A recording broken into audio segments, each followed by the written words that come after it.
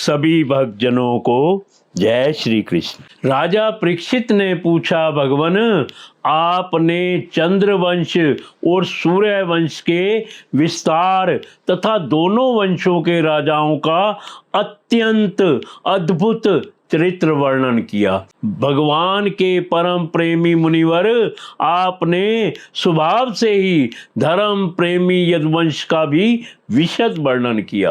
अब कृपा करके उसी वंश में अपने अंश श्री बलराम जी के साथ अवतीर्ण हुए भगवान श्री कृष्ण के परम पवित्र चरित्र भी हमें सुनाइए। भगवान श्री कृष्ण समस्त प्राणियों के जीवन दाता एवं सर्वात्मा है। उन्होंने यदुवंश में अवतार लेकर जो जो लीलाएं की, उनका विस्तार से हम लोगों को श्रवण कराइए। जिनकी तृष्णा की प्यास सर्वदा के लिए बुझ चुकी है, वे जीवन मुक्त महापुरुष जिसका पूर्ण प्रेम से अतृप्त रहकर गान किया करते हैं, मुमुक्ष जनों के लिए जो भवरोग का राम बाण औषध है, तथा विषयी लोगों के लिए भी उनके कान और मन को परम आह्लाद देने वाला है। भगवान श्री कृष्ण चंद्र जी के ऐसे सुंदर सुखद रसीले गुणानुवाद से पशुघाती अथवा आत्मघाती मनुष्य के अतिरिक्त और ऐसा कौन है जो विमुख हो जाए, उससे प्रीति ना करे। श्री कृष्ण तो मेरे कुलदेव ही हैं। जब कुरुक्षेत्र में महाभारत युद्ध हो रहा था और देवताओं को भी जीत लेने वाले भीष्म पितामह आदि अतिरथियों से मेरे दादा पांडवों का युद्ध हो रहा था, उस समय कौरवों की सेना उनके लिए अपार समुद्र के समान थी, जिसमें भीष्म आदि वीर बड़े बड़े मच्छों को भी निगल जाने वाले तिमिंगिल मच्छों की भांति भय उत्पन्न कर रहे थे। परंतु मेरे स्वनाम धन्य पितामह भगवान श्री कृष्ण के चरण कमलों की नौका का आश्रय लेकर उस समुद्र को अनायास ही पार कर गए। ठीक वैसे ही जैसे कोई मार्ग में चलता हुआ स्वभाव से ही बछड़े के खुर का गड्ढा पार कर जाए। महाराज, मेरा यह शरीर जो आपके सामने है तथा जो कौरव और पांडव दोनों ही वंशों का एकमात्र सहारा था, अश्वत्थामा के ब्रह्मास्त्र से जल चुका था। उस समय मेरी माता जब भगवान की शरण में गई, तब उन्होंने हाथ में चक्र लेकर मेरी माता के गर्भ में प्रवेश किया और मेरी रक्षा की। केवल मेरी ही बात नहीं, वे समस्त शरीरधारियों के भीतर आत्मा रूप से रहकर अमृत तत्व का दान कर रहे हैं और बाहर काल रूप से रहकर मृत्यु का मनुष्य के रूप में प्रतीत होना, यह तो उनकी एक लीला है। आप उन्हीं की ऐश्वर्य और माधुर्य से परिपूर्ण लीलाओं का वर्णन कीजिए। भगवन, आपने अभी बतलाया था कि बलराम जी रोहिणी के पुत्र थे।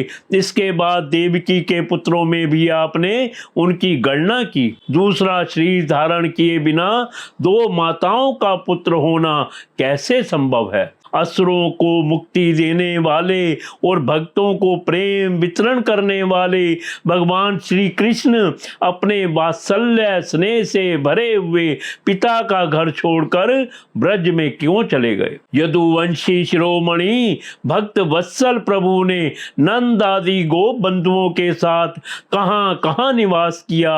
ब्रह्मा और शंकर का भी शासन करने वाले प्रभु ने ब्रज में तथा मधुपुरी में कौन कौन सी लीलाएं की।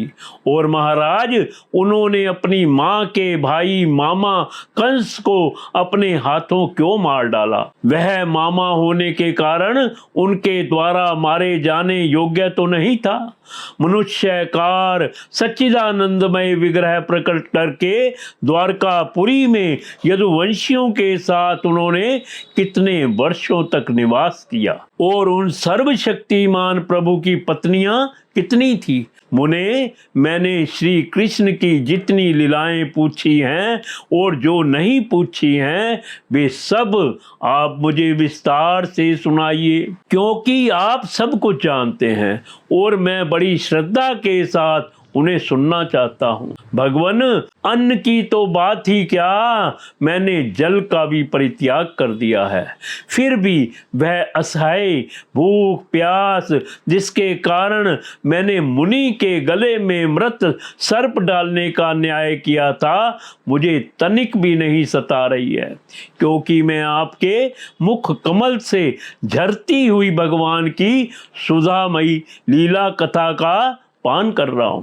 सूत जी कहते हैं, शौनक जी, भगवान के प्रेमियों में अग्रगण एवं सर्वज्ञ श्री सुखदेव जी महाराज ने परीक्षित का ऐसा समीचीन प्रश्न सुनकर जो संतों की सभा में भगवान की लीला के वर्णन का हेतु हुआ करता है, उनका अभिनंदन किया और भगवान श्री कृष्ण की उन लीलाओं का वर्णन प्रारंभ किया जो समस्त कलिमलों को सदा के लिए धो डालती है। श्री सुखदेव जी ने कहा, भगवान के लीला रस के रसिक राजश्रेय, तुमने जो कुछ निश्चय किया है वह बहुत ही सुंदर और आदरणीय है, क्योंकि सबके हृदय आराध्य श्री कृष्ण की लीला कथा श्रवण करने में तुम्हें सहज एवं सुदृढ़ प्रीति प्राप्त हो गई है।